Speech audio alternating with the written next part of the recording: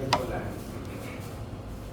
Entonces, como ven ustedes, es de las proteínas más abundantes que hay en nuestro cuerpo. Vean ustedes que el 25% de la proteína corporal total en adultos es colágeno. Es entonces el más abundante que hay en nuestro cuerpo. Entonces vean que es de las proteínas más comunes en el mundo animal, como ya mencioné, más abundante en el cuerpo humano, y es la principal proteína del tejido conectivo, que ya ustedes han estado escuchando con frecuencia esto del tejido conectivo. Ahora, la característica principal de esta proteína es que normalmente proporciona fuerza, le da estructura y forma a todos los tejidos y órganos del cuerpo, y como ya ustedes conocen, es parte importante en la matriz, es decir, a nivel del intersticio. Quiero que vean en esta diapositiva la distribución en porcentaje del colágeno en algunos tejidos, tomando en consideración el peso en seco de esos tejidos. Quiero que vean que los huesos sin mineralizar, el 88% es colágeno. La piel, 72% es colágeno. A nivel del cristalino, 68% es colágeno. Y vean que a nivel del hueso cortical completo, un 23%. En la aorta tenemos un 12 a un 14% de colágeno. Y en el pulmón hay aproximadamente un 10%. Entonces viene siendo, como ustedes ven acá, una proteína que se distribuye prácticamente en todo nuestro cuerpo. Como mencionaba, le da estructura, soporte y resistencia a los tejidos. Aquí ven ustedes en los huesos sin mineralizar y en la piel es donde más abundante encontramos esta proteína. Okay. Hoy en día van a ver ustedes en diferentes textos que hay diferentes colágenos, como ustedes ven acá. Todos están codificados con 42 genes dispersos. Hay aproximadamente unos 14 cromosomas encargados de la síntesis de esta proteína. Y como van a ver ustedes, la proteína se va a sintetizar en los sitios en donde se va a necesitar. Y entonces aparecen aquí dos tipos de colágeno.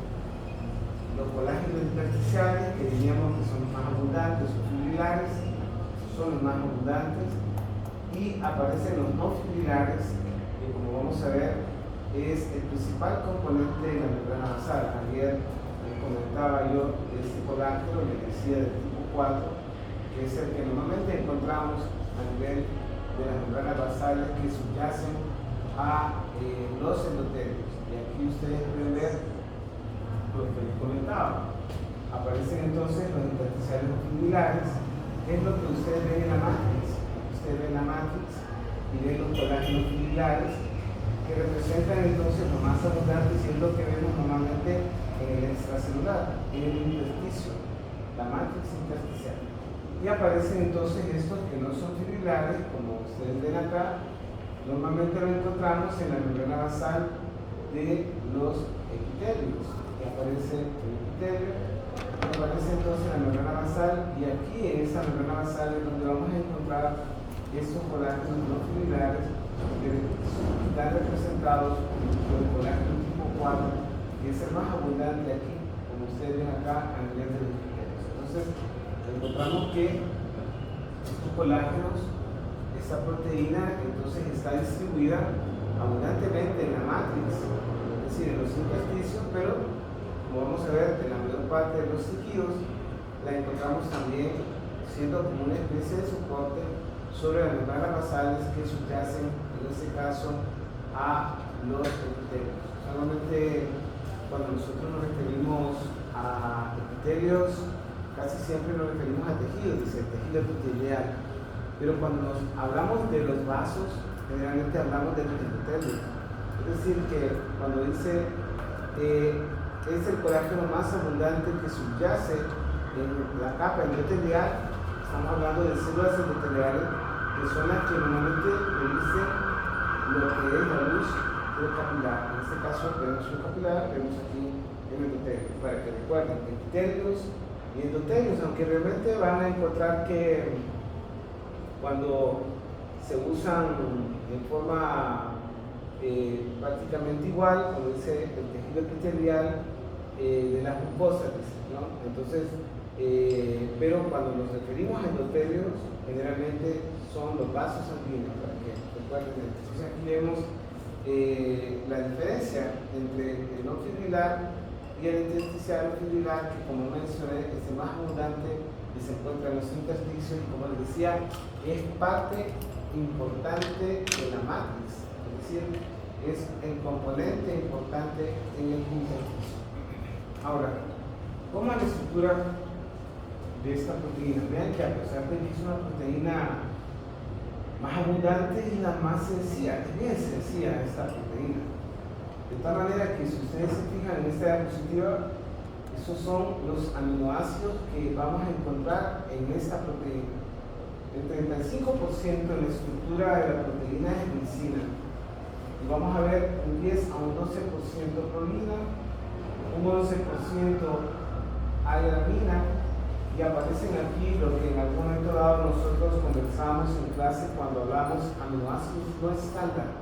Aparece entonces la hidroxiprolina en 10%, aparece la hidroxiglicina en un 10%, y como ustedes ven acá, no encontramos triptofano y cisteína en esta proteína. Estos son los componentes que tiene la cadena polipeptídica de esta proteína, donde en su mayor parte, como ustedes ven acá, es glicina. Ya vamos a ver cómo es la estructura para que más o menos la entendamos. Ahora, cuando nosotros hablamos de los derivados de aminoácidos, que son los aminoácidos no estándar, yo les había comentado que son aminoácidos que normalmente sufren modificaciones en el momento de la traducción o inmediatamente después de la traducción. Aquí ustedes pueden ver lo que es la modificación en la prolina y en la glicina, en donde ustedes ven, en el caso de la prolina, en el enlace amida de la prolina se introduce el grupo hidroxilo en el carbono 4, por eso se llama 4-hidroxiprolina.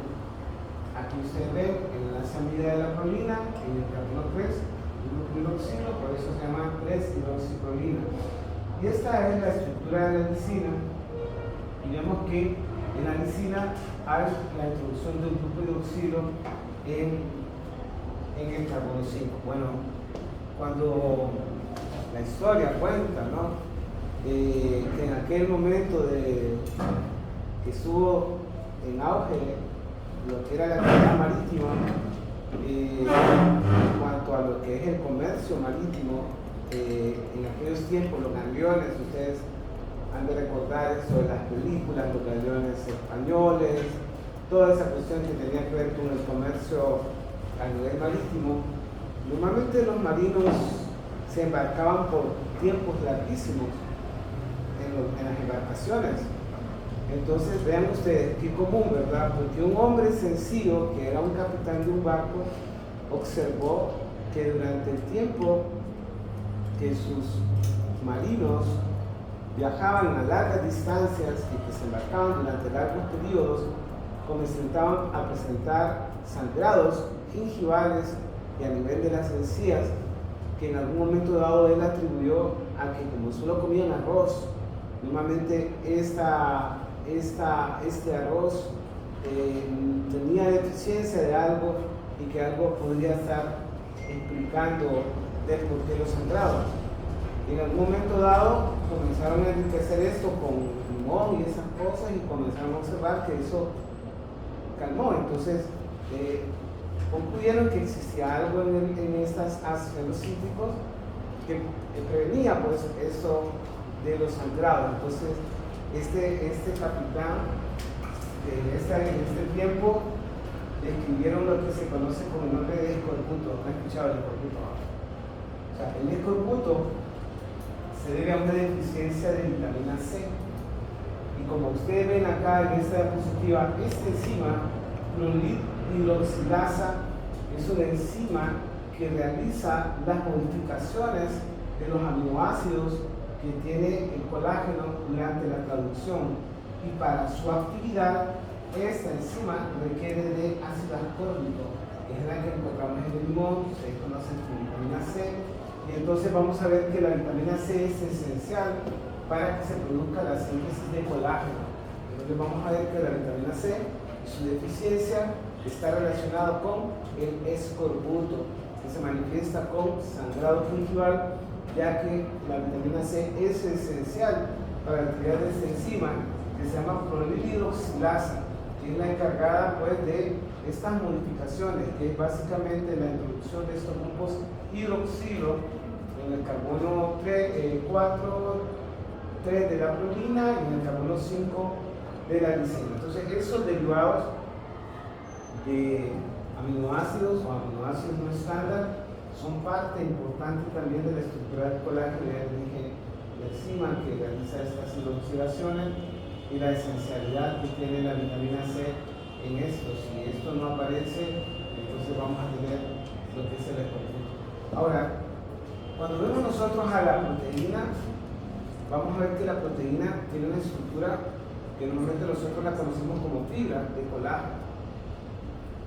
Y vamos a ver que esa fibra de colágeno en su estructura tiene esta que es la unidad básica, que se conoce como tropocolágeno. Esta es la unidad básica de una fibra de colágeno. Si ustedes se fijan, está formada por una triple hélice, que son cadenas polipeptídicas, ¿verdad? Cada cadena polipeptídica tiene aproximadamente 1000 aminoácidos, de donde vamos a encontrar esos aminoácidos que se repiten: lisina, en este caso hidroxiprolina, hidroxilisina, tal como mencionamos en las diapositivas anteriores. Entonces la estructura básica es esta, que se llama tropocolágeno. Veamos entonces cómo es que sale esto del tropocolágeno. Cuando nosotros agarramos un corte, supóngase de un intersticio, y vamos a la microscopía electrónica, entonces aquí aparecen las fibras del colágeno que se van a ver así como la unidad básica, que es el tropocolágeno. Si agarramos de esta unidad, esto que ustedes ven acá, esto que están acá, entonces vamos a ver que encontramos que en esta triple hélice vamos a encontrar la secuencia de los aminoácidos que ya les mencioné. Como ustedes ven acá, la estructura es una estructura helicoidal. Las cadenas individuales son hélices a la izquierda, como se ve aquí en esa diapositiva, y ahora vamos a ver de otra forma. Y como ustedes ven acá, hay aproximadamente 3.3 residuos por cada vuelta, es decir, que cada vuelta tiene 3.3 residuos. Ya ustedes recuerdan que cuando hablamos de residuos nos referimos a aminoácidos. Y vemos entonces que estas tres cadenas se enrollan una alrededor de la otra, y vamos a encontrar que se estabilizan a través de puentes de hidrógeno que se extienden entre ellas, como ustedes ven acá. Ahora, como ustedes ven acá, cada tercer residuo que debe encontrarse cerca del centro de la triple hélice solo puede ser lisina. Es decir, que cada 3 residuos vamos a encontrar lisina. Y entonces vamos a ver que en la secuencia encontramos lisina, prolina y hidroxiprolina, como ustedes van a ver acá. Lo vamos a llevar en una imagen como más entendible. Esto a lo que aparece acá, esto es esto que aparece acá, y es lo que les acabo de comentar. Es decir, que cada 3 aminoácidos en la cadena solo puede ser lisina, es esta que aparece acá. Entonces encuentran prolina, hidroxilisina, lisina, prolina, hidroxiprolina, lisina, así. Se va repitiendo la secuencia en cada una de las cadenas peptídicas que tiene el tropocolágeno. Y aquí entonces ven ustedes que estas, que son las unidades básicas, se arreglan en esto que aparece como una fibría, que es lo que ustedes conocen como la fibra de colágeno. De esta manera que esto que está acá, como ustedes ven aquí, en esta diapositiva, una de estas es esta, que es lo mismo que les mostraba en esta imagen. Se agarra de acá la imagen es esto, y esto es la triple hélice, que es el propio colágeno, y esto entonces nos permite entender lo que les comentaba en cuanto a la unidad básica, pero vamos a ver que estas unidades básicas van a formar estas que son las fibras. Ahora, si ustedes ven acá, entonces se requiere que esta molécula que tiene casi 300 nanómetros y se solapa con una vecina, produce, como ustedes ven acá, esta característica de fibra. Ahora, esta fibra de colágeno, como ustedes ven acá, normalmente nosotros la vemos empaquetada, como ustedes ven en esta diapositiva.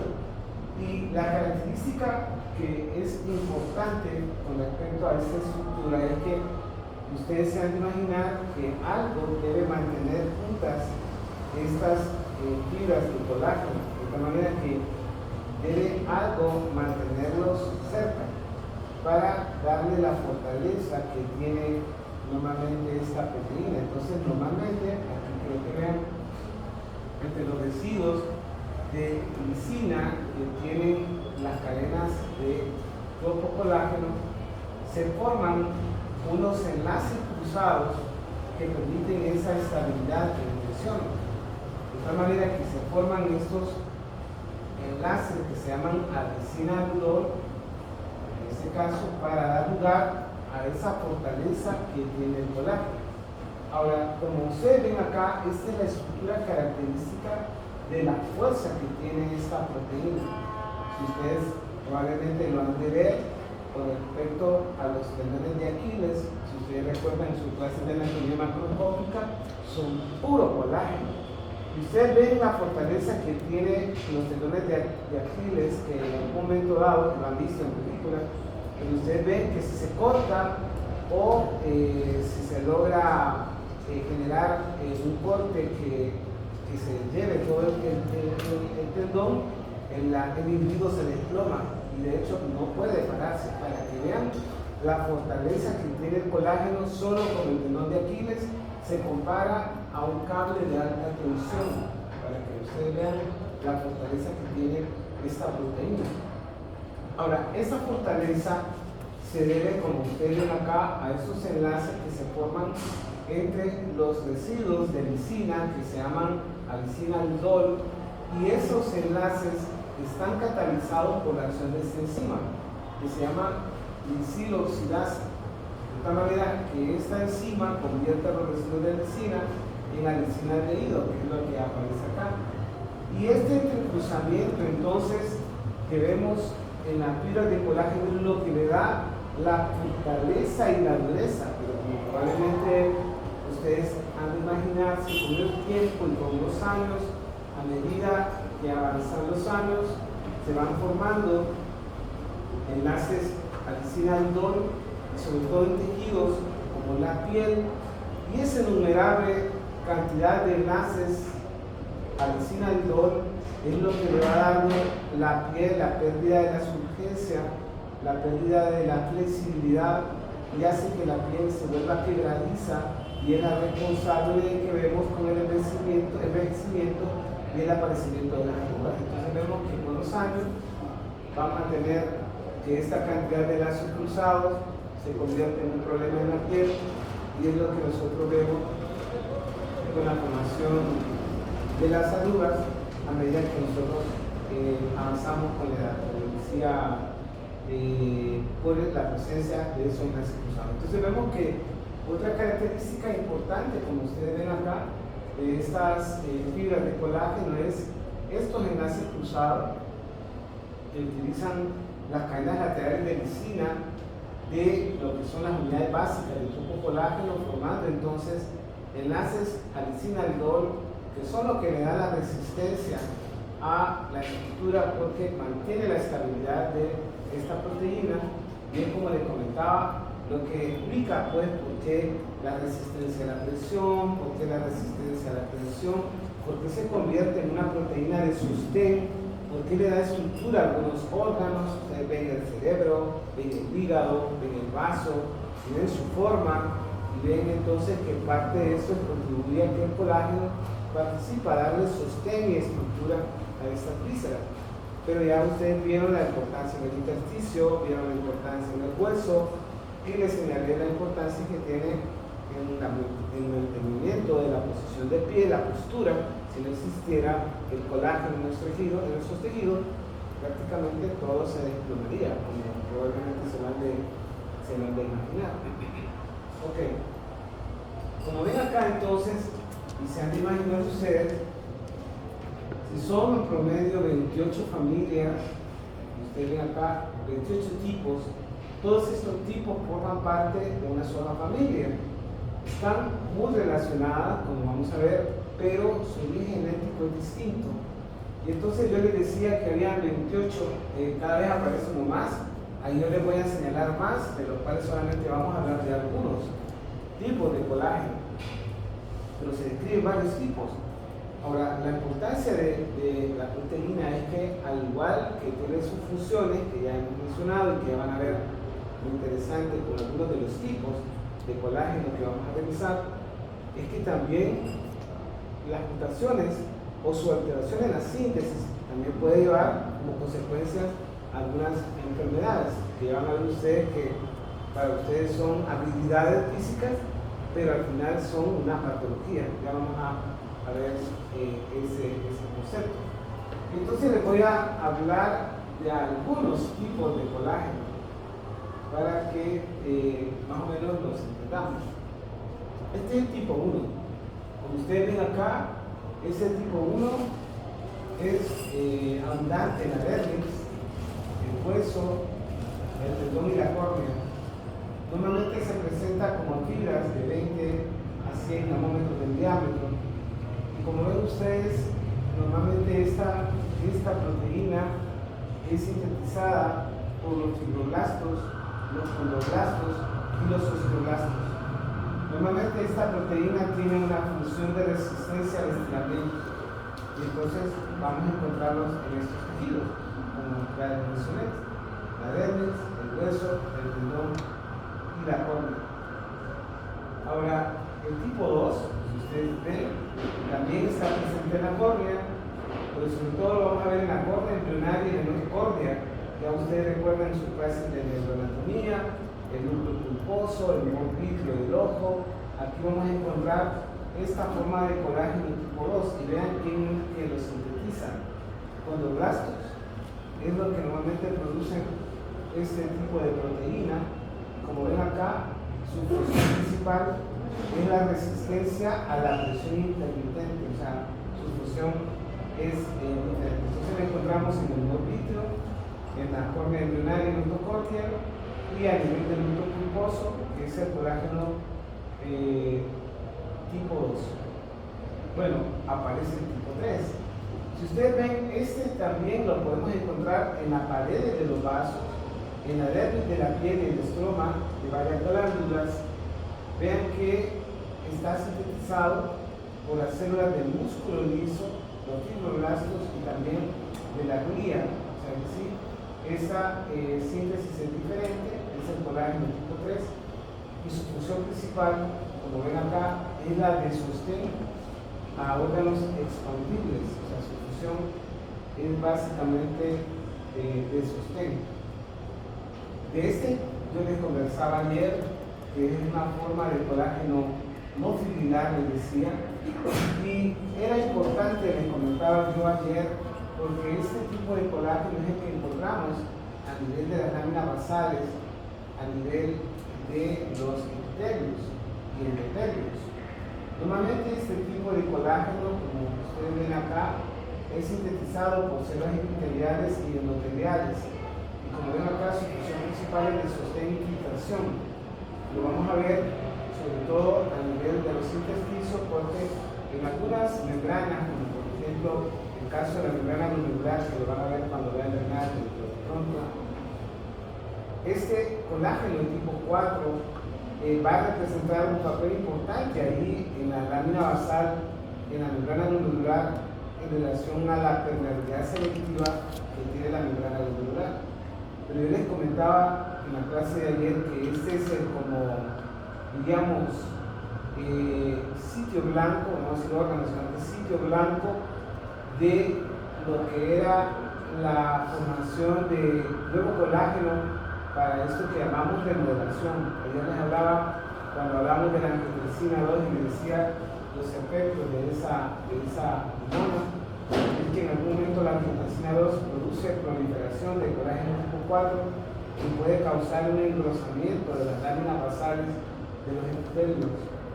Eso, no solo los endotelios, y sobre todo a nivel del bronquio lo observamos con eso de la alimentación fija, vertical o obstructiva, que tienen los pacientes con asma.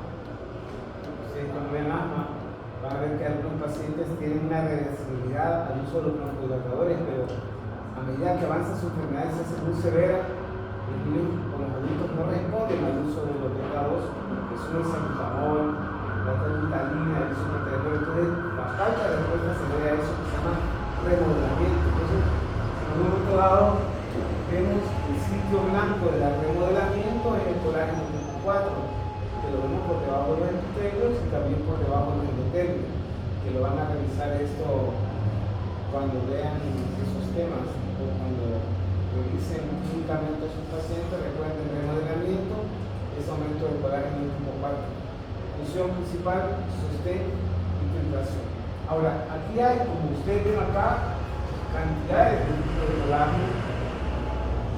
Y si ustedes se fijan, hemos visto hasta acá en cuanto a lo que son los tipos de colágeno.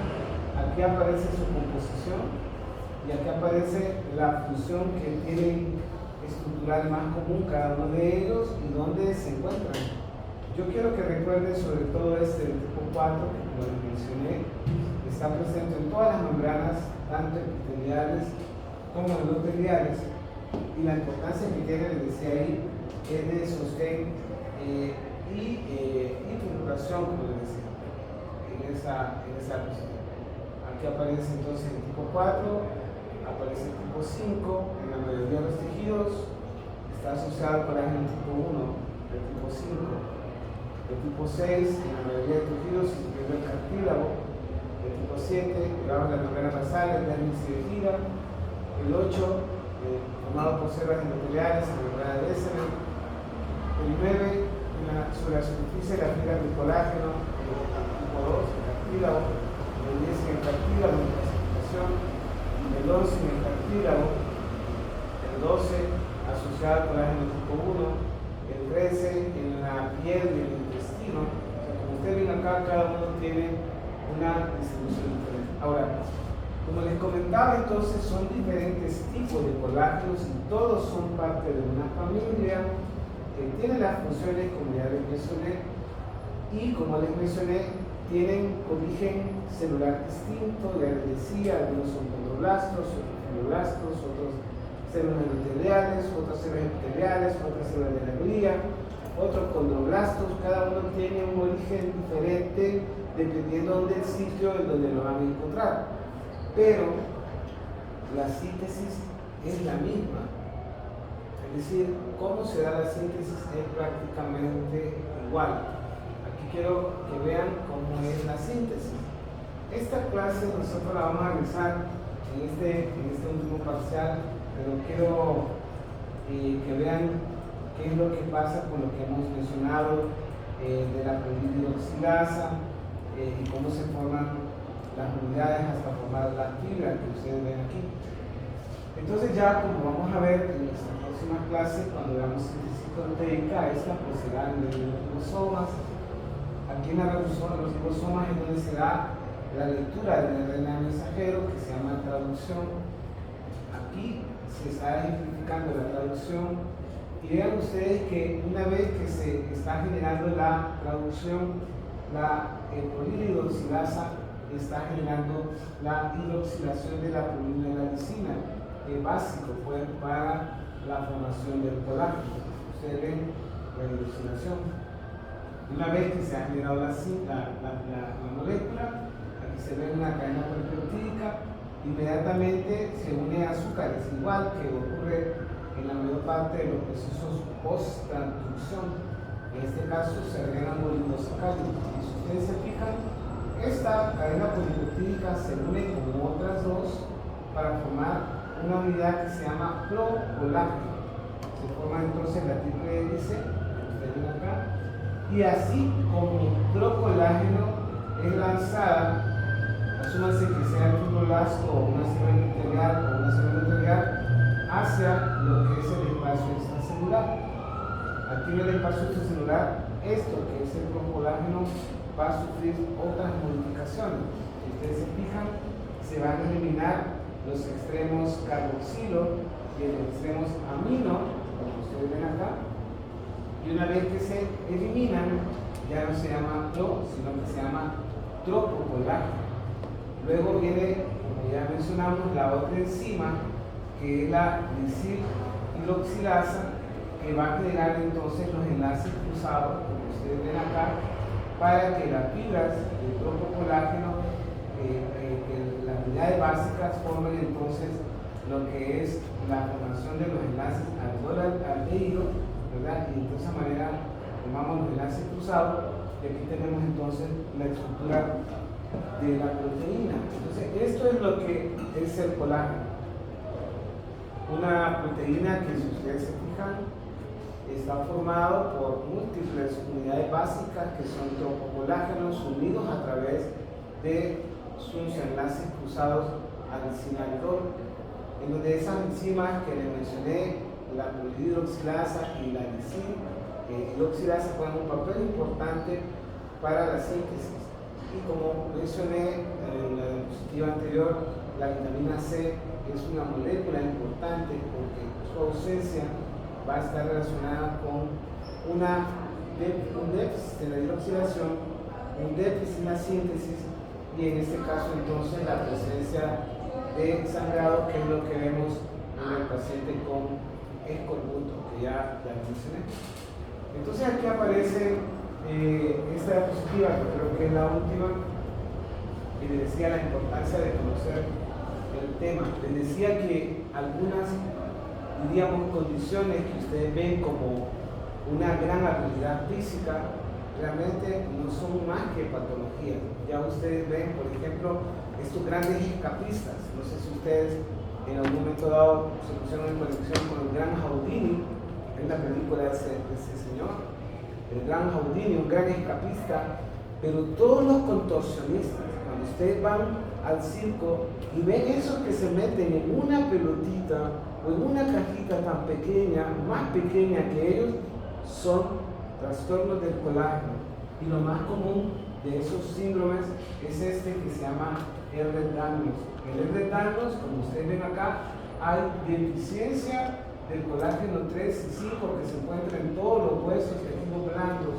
Y como probablemente se han imaginado, como consecuencia de esta déficit, de estos trastornos, algunos de ellos pueden tener aneurismas aórticos y morirse prontamente por la ruptura de esos neurismas. Entonces ya ustedes ya saben pues, que esos grandes escapistas o esos grandes contorsionistas no es que sean hábiles físicamente, sino que tienen una patología y ellos aprovechan pues eso que se llama hiperelastosis o Ehlers-Danlos para poder ganar la vida, ¿no? Para poder sobrevivir. Ahora, cuando ustedes ven, hay una película, no sé si ustedes la han visto, donde trabaja un negro alto que se llama Hombre Cristal, no sé si lo han visto, un hombre que se fracturaba constantemente. Este hombre tenía este síndrome que se llama síndrome de las escleras azules. Y recuerden, un día les llega un niño con las escleras, o sea, la conjuntiva, en vez de ser clara, azul, piensen en la osteogénesis imperfecta.